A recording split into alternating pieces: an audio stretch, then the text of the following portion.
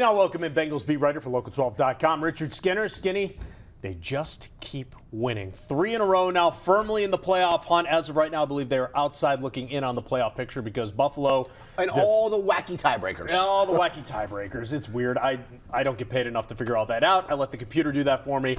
But here we are, 3 straight wins, and I thought yesterday maybe their most impressive win because of what they had to overcome. No question. I mean, you're down 17-3 to a defense that had not given up a touchdown for 13 straight quarters.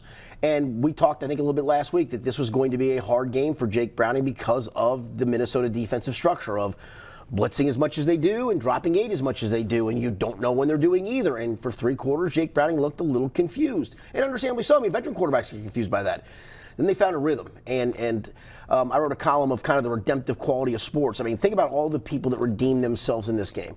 T. Higgins dropped the first pass thrown his way in that game, right? And he's dropped some passes lately, and he's dealing with a contract issue, and he's been hurt.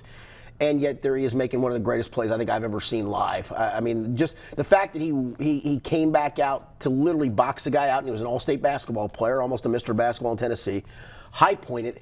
And not just that, that catch probably would have set up somebody else's touchdown, but then to just kind of whip the ball around the pylon and have the presence of mind to do that was incredible. You know, Jake Browning throws an interception in the 3rd quarter. Wasn't good for 3 quarters. Suddenly the last quarter in the overtime, dude was great. Zach Carter got pushed around like he was you or me playing defensive line for a chunk of that game after DJ Reader got hurt, and he was pressed into a lot of snaps in service. He was part of those 2 back-to-back stops, the 3rd and 1, the 4th and inches, that got the ball back to the Bengals in the overtime period. And then Tyler Boyd, who's had kind of an up-and-down year. It's his last year of his contract, right? And it feels like this is kind of the swan song. Had 1 catch for 9 yards all day going into overtime. Comes across, makes that 44-yard catch and run. There's something about this team that's been fun because it's just different. Again, this was a great team on paper when the season started. It hasn't always played great, and it's had a lot of adversity along the way. But, man, you look up, to your point, here they are in the playoff hunt again. That was one of the most insane games I think I've ever seen in person just because of the weird moments that happened. There were plays that, you know, NFL games, so few plays I think actually blow your mind and surprise you because they're really good and you just don't have those happen in NFL. But there were so many. I was saying to another reporter in the press box when the game was tied, the Bengals get the ball back after the 4th and inches, and we're like, all right, run the ball a few times, get in field goal range, let Evan kick a 51-yarder. And I go, one more weird thing's going to happen. Yes. And that was the Tyler Boyd thing. It was 3rd and long, and the play was supposed to go to Tyler. Jake got flushed. He sees Tyler crossing, and then Tyler and T. Higgins almost collide. T said in the locker room he thought it was coming to him. He did. I'm not so sure it wasn't. That's the funny part to that. I'm not. Maybe it was. And somehow then, I don't know if that affected the defender, but then when Tyler catches it, if you're a Bengals fan, you're like, okay, at least it's a first down. And then he kind of gets spun and look up, and there he goes down the sideline. It needed that one more crazy play. It really did. For you, what was the lasting play? What was the craziest one? Tees. When that ball was thrown up, and I've talked to T about this before, and I asked him about it after the game again. I think I asked him after the Tennessee game. He had a similar catch last year, not quite as dramatic as this one, where he's 6'4". He was a great basketball player, but I've coached a lot of really good athletes in basketball. They just use their athleticism to go rebound.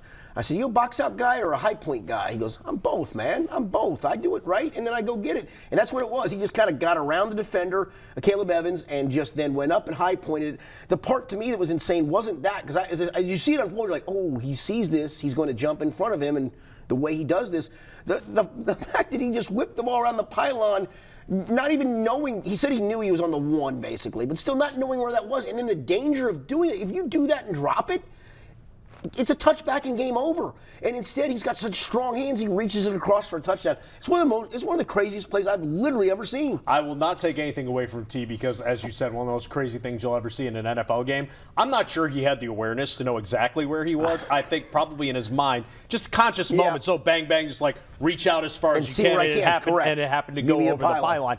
The moment that I think of, obviously the T play is going to be big, but you already said that one. That throw that Browning had to Tyler Boyd. Yes. There were defenders all over.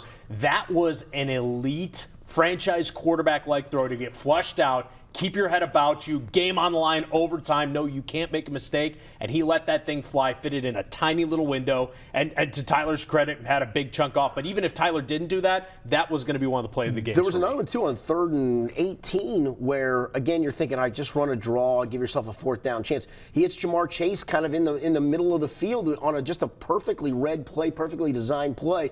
I mean, all those moments that have to add up to win the way you won. It seems like if you did all those things, you'd win by 3 touchdowns. It's not the case. It's the NFL. This year in the NFL has just been nuts.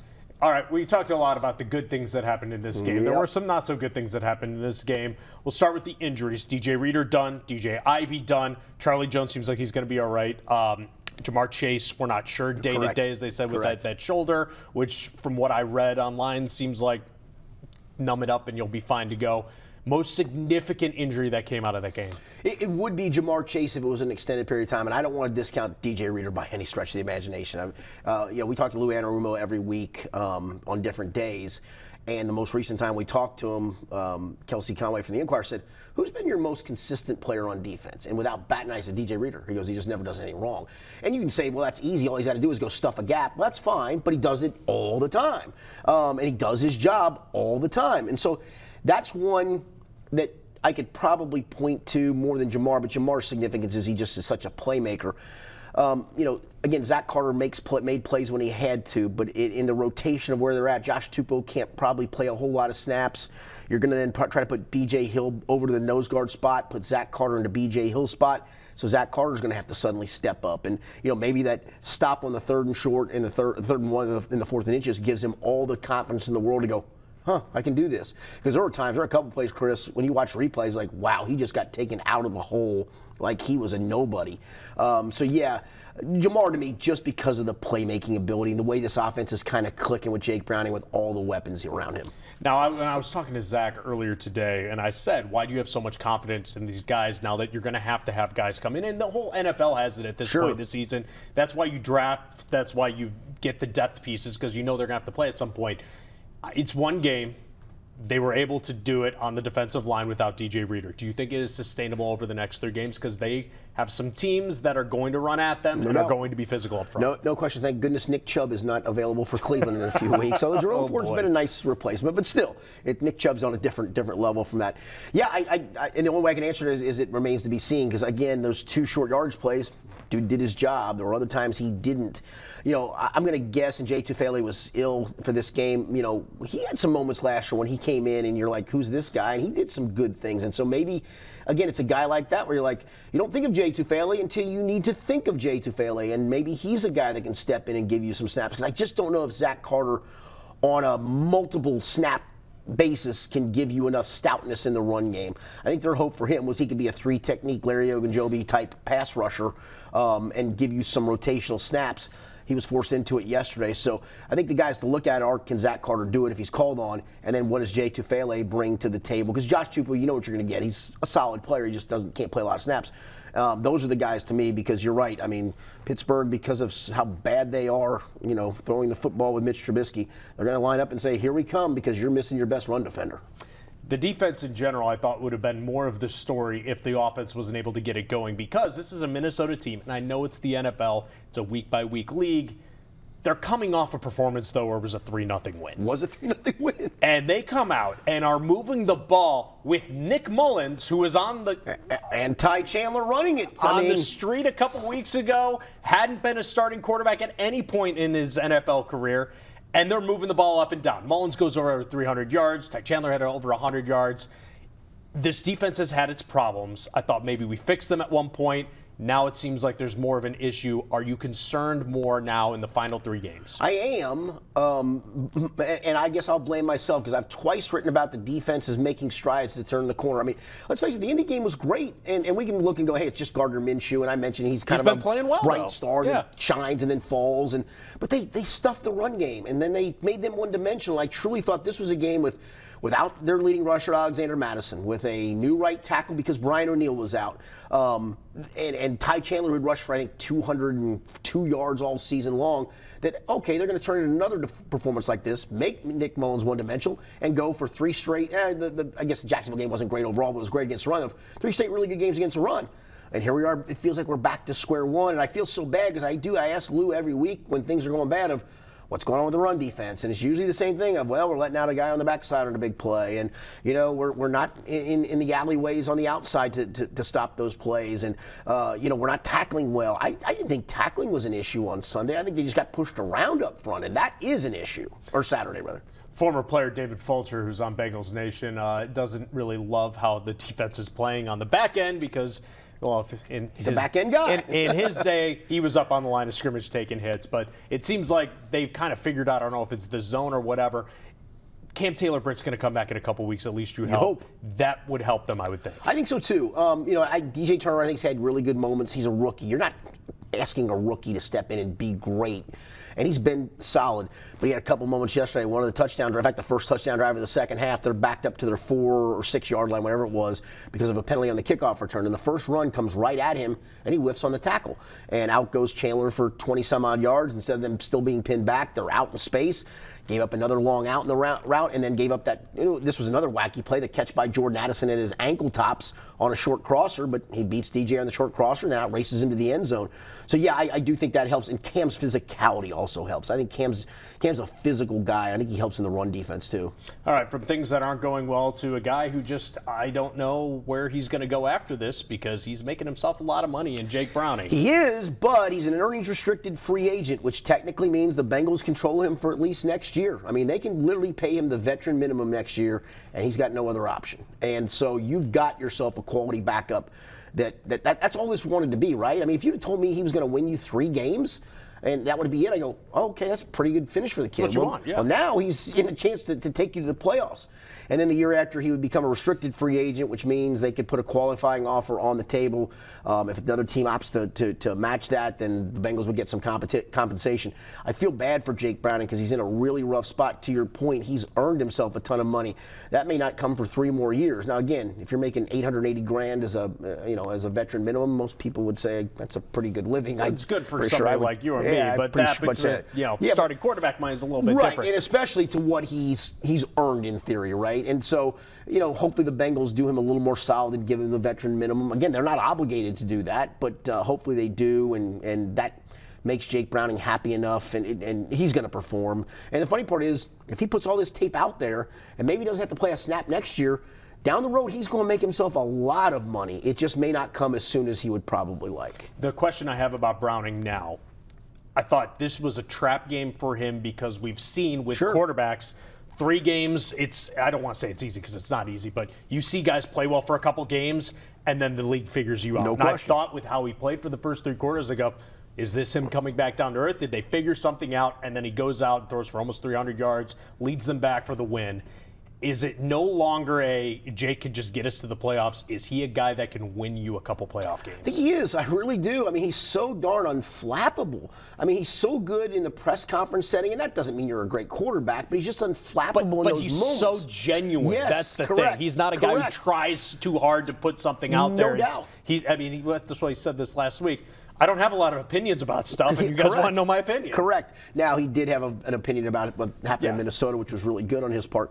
But, I mean, look, he threw an interception that he got suckered into on a cover 2 play where the corner, he didn't see the corner, and he admitted, I tried to force the ball in there. There's a lot of quarterbacks, veterans to whatever, guys who haven't played a lot, that would be so gun-shy after that to go, I can't throw another one, check down. Oh, we'll just punt. It's not going to be on me. No, he still keeps ripping that darn thing and trying to make plays. And, I mean, in theory, the throw to Higgins, again, it came against the blitz where you're kind of one-on-one down there, but that's probably not a great throw that you're going to teach. It's literally a desperation heave to a guy you're going, hey, go make a play for me, and he did. But I think that shows how unflappable this cat is. He's incredible to me. I thought he'd be okay. I didn't think he'd suck like a lot of people did. No one could have predicted. In fact, Brian Callahan this week is one of my favorite quotes of all time. I don't have it specifically here, but I'll kind of paraphrase it. We're asking about how he's doing and all those things. He said, well, maybe actually he's a pretty good football player. They didn't know either, man. They didn't know. What shocks me about Jake is when we say we didn't know, a high school superstar, national records. College led a team that I think was pretty okay, not amazing to the college football playoff. Rose Bowl. I mean, he's won everywhere he's been, and I know it's the league, but we're shocked, and the guy, all he's ever proved is he's a winner. And that's the thing that I guess you just can never measure. You try to do measurables, right? Right. Ivan Pace Jr. of the Vikings, right? I mean, undrafted, and there he was, Defensive Player of the Week last week, and made some plays on Saturday against the Bengals, and maybe trending towards being NFL Defensive Rookie of the Year. You just don't know till guys get on the field. All I know is when guys are making plays like Browning, guys are making plays like Ivan Pace Jr., I'm giving those dudes a chance. I'm drafting those dudes to give those guys a chance. 3 games left. We talked before this. You have a bold prediction. Go ahead, let the people know. I think they win out. I really do. Listen, he's seen Pittsburgh's defense once. I thought Joe Burrow, and again, they're two different guys, right? But Joe Burrow, the first time he saw Pittsburgh, Baltimore, Cleveland, lost to all of them and got his brains beat in 2 of those. Pittsburgh and Baltimore just beat him to death because of the blitz stuff that they did. Again, there's a young guy who hasn't seen some of that stuff. Jake Browning now has kind of seen this defense. He knows what he's done wrong. The confidence level of now the last 3 games against literally Minnesota's a playoff team, Jacksonville's a playoff team, and Baltimore, or rather Indy at this point is a playoff team. So he's done it against those teams. He hasn't done it against chopped liver. And I do think that one, Kansas City, even today, I mean, they were bailed out by Bailey Zappi throwing a bunch of picks, and their offense still didn't look all that great. And again, Cleveland's been so plucky. It's a crazy the way they keep winning games, but for them to have to go on the road, and you and I were talking about this, they may have clinched the 5th seed at that point if they do. I can't imagine they play many starters to risk injury if they got nowhere to go. So, yeah, I'm going that they win out. I thought they'd lose to Kansas City. I'm not so sure I believe that anymore. I thought more likely they would go, when 4 games left last month, 2-2 or 3-1, depending if Kansas City could figure it out. Right, like, correct. They're going to drop one of these games, Correct. but maybe I'm with you. I mean, depending on how it all shakes out. It's going to be a final fun 3 weeks of the season, folks. Bengals very much in the hunt. You want any of your Bengals coverage, local12.com/sports. Read Richard Skinner there, our Bengals beat writer.